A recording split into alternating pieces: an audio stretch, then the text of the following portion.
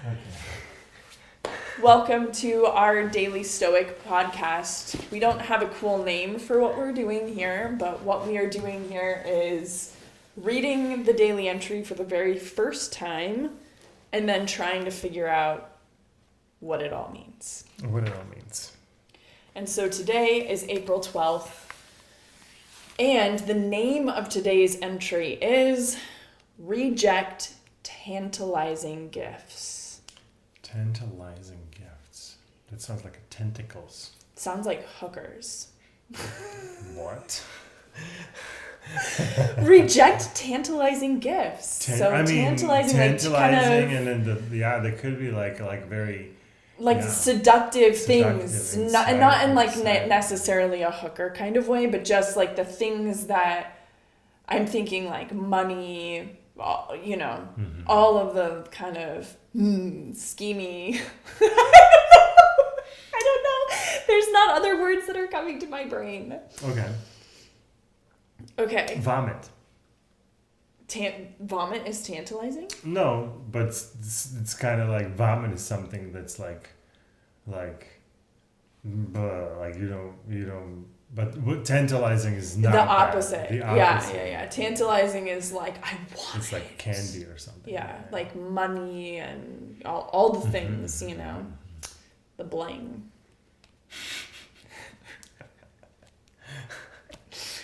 All right, let's see what they actually mean. Yes. Seneca has a quote for us today. Atreus, who would reject the flood of fortune's gifts? Thyestes, anyone who has experienced how easily they flow back. Interesting. So this looks like it's coming from a play. And so one character says, who would reject the flood of fortune's gifts?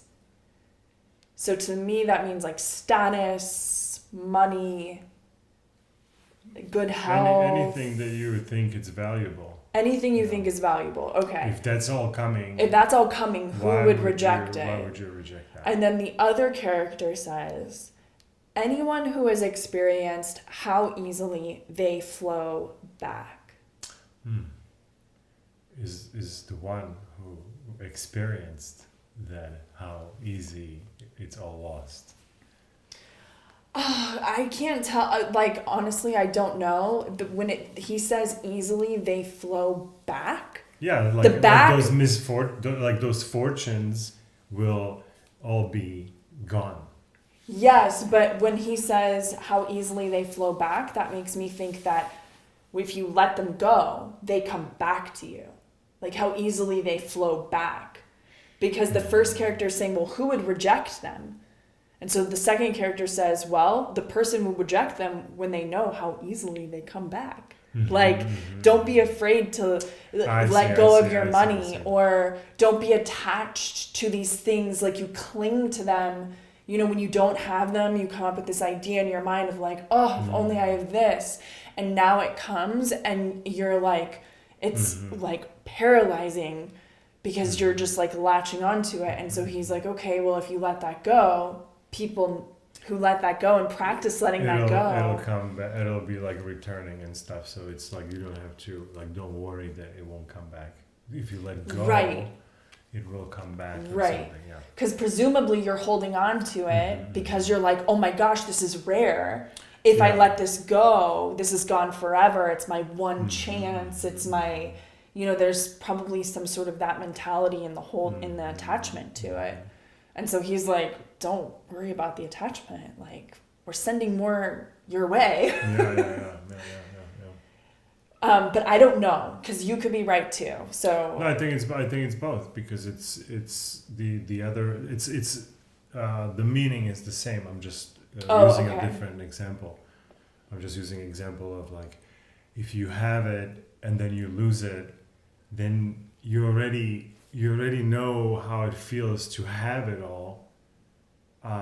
Therefore, you're not gonna be like all this like, I need to get it or something. You're gonna be more of like, hey, $50 million. Yeah, okay.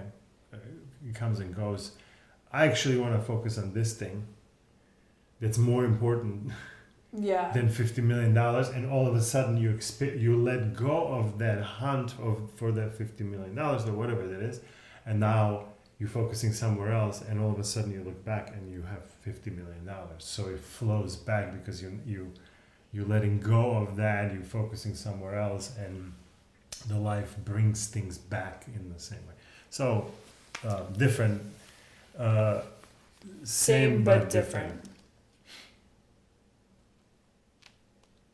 Okay. I wish I wish I was drinking Coca-Cola, but buy me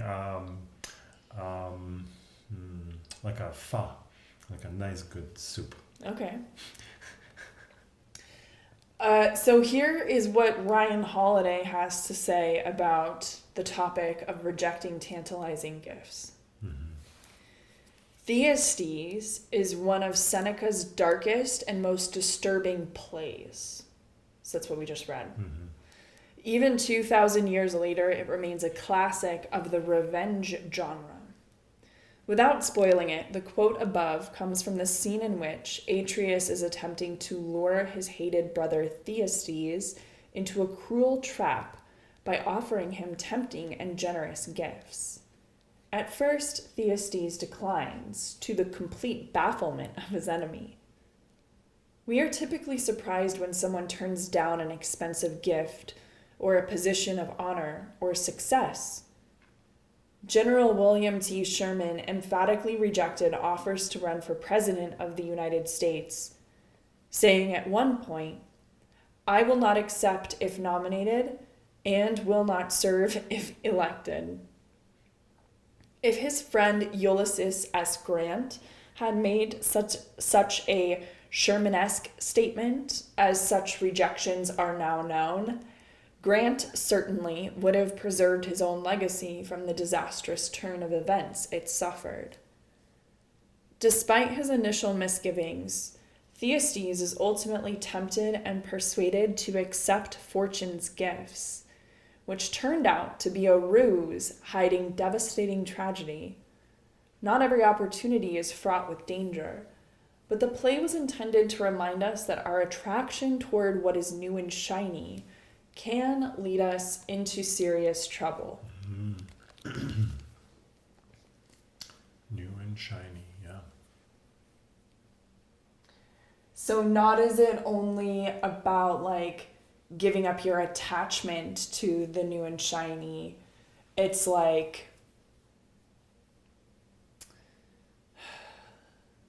not really seeking the new and shiny for its own sake, because whatever that story is, if like the thing that you're really after at the bottom of it is the money or is the jewel or is the position or the success, if that's really like the foundation of that want, that whatever story that plays out is not going to be a good story. Most likely not, yeah.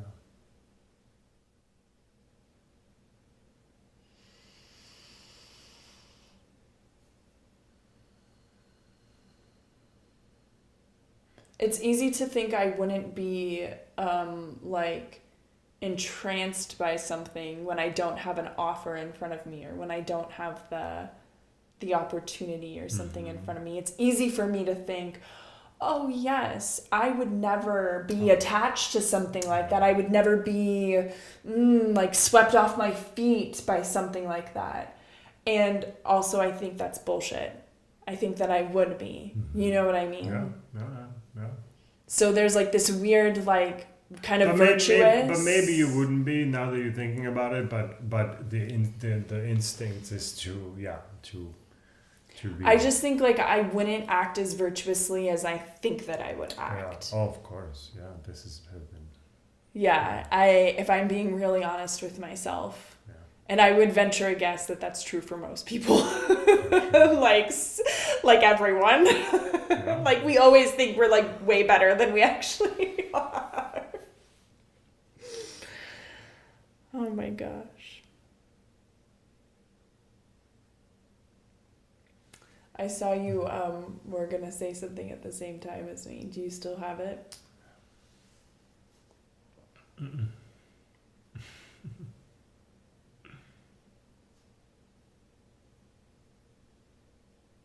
Yeah, let's be cautious of the gifts. But gifts of, I mean, I get it when somebody's gifting you something, right? Like you gotta be like, what is this motive, right? But like, are there some other gifts? Like Maybe fortune, like that nature. like the gifts you thinking that you're giving yourself by purchasing items, Totally. or I think it could even be just your something. luck. Like you get good luck. You get good luck, and you win the lottery. and you think that well, winning lottery is like, okay, well, that is absolutely lucky. You can't be good at winning lottery, but what if you are lucky in something that looks like you're skilled at, but you're really just lucky, you know? Sure. You open an ice cream shop someplace, and you're just like, oh, this I have a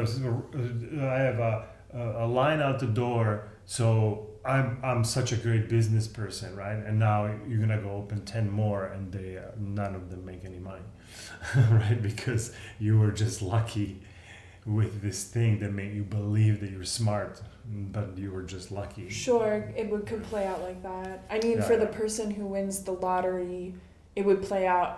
The reason I brought that up is like, because you get now this huge sum of money that you're like attached to, and it feels like, oh my gosh, like, I mean, I don't know, I've never won the lottery, but I can imagine it feeling like that of, well, now I have this attachment and it's creating all these issues in my life because I'm too close to this thing. So I think no matter what the circumstances, there are fortunes. Yeah, they're kind of fortunes, and then it's almost like I have to like thank for every single one of them and never expect the next one, you know. Because again, that's like the expectation that like it gives us on this expectation thing, you know. Yeah, we expect more luck to be right around the corner, but again, that's another thing we don't have control over, right?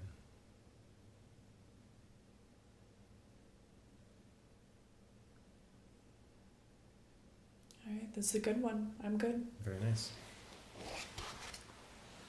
Thanks for joining. So tomorrow. If you joined, and we'll see you here tomorrow.